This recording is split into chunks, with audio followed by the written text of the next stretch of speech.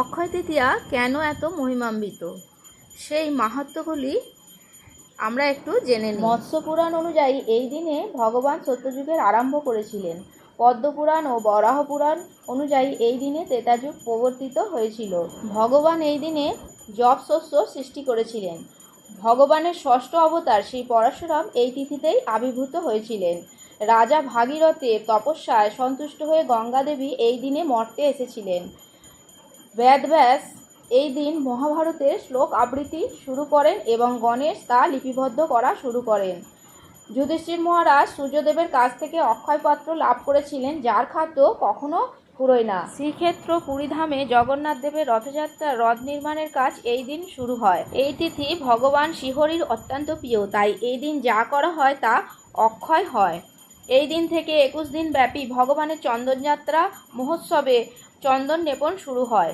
এই দিন দুঃশাসন যখন দ্রৌপদীর বস্ত্রহরণ করেছিল, তখন ভগবান তাকে অক্ষয় বস্ত্র প্রদান করে রক্ষা করেছিলেন। এই দিন সুদামা তার সখা শ্রীকৃষ্ণের সঙ্গে দেখা করতে দ্বারকায় এসেছিলেন এবং ভগবান তার দারিদ্র্য দূর করেছিলেন। এই দিন হিমালয়ের গঙ্গোত্রী, যমুনেত্রী, কেদারনাথ ও বদ্রীনাথ ধামের দ্বার খোলা হয়। 6 মাস বন্ধ থাকার পর এদিন দ্বার খুলে দেখা যায় বদ্রীনাথের সেই অক্ষয় প্রদীপ জ্বলছে। এদিন প্রাতঃস্নান, জপ ও দান করলে সেই ব্যক্তিকে যমালয়ে যেতে হয় না। বৃন্দাবনের রাধা বঙ্কুবিহারী মন্দিরে বছরের শুধু এই দিনই শিববিগ্রহের চরণ দর্শন পাওয়া যায়। এদিন ভগবান তাঁর সখা ও গোপীদের সঙ্গে মানসী গঙ্গায় নৌবিহার করেছিলেন। দক্ষিণ ভারতের সীমাচলের জিউ নৃসিংহ বিগ্রহের গায়ের চন্দন এই দিনই তোলা হয় এবং ভক্তরা আসল বিগ্রহের দর্শন পান। গোপালের স্বপ্নাদেশ অনুযায়ী মাধবেন্দ্র পুরীপাদ এই অক্ষয় তৃতীয়া থেকেই ভগবানের শ্রী অঙ্গে চন্দন লেপন শুরু করেছিলেন। এই দিনে দেবী অন্নপূর্ণা ভিক্ষরত শিবকে অন্নদান করেছিলেন। এই অক্ষয় তৃতীয়া খুবই মহিমান্বিত এবং এর মাহাত্ম্য অনেক।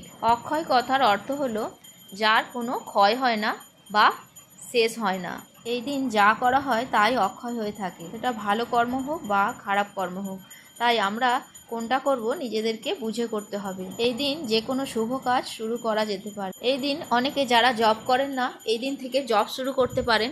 যারা ভাবছেন এখনও গীতা নেবো বা গীতা পড়া শুরু করব, তারা অবশ্যই এই দিন থেকে গীতা পড়া শুরু করে দিতে পারেন। এই দিন অবশ্যই নিরামিষ আহার করবেন এবং এই বৈশাখ মাসে তুলসী সেবার প্রচুর মাহাত্ম্য।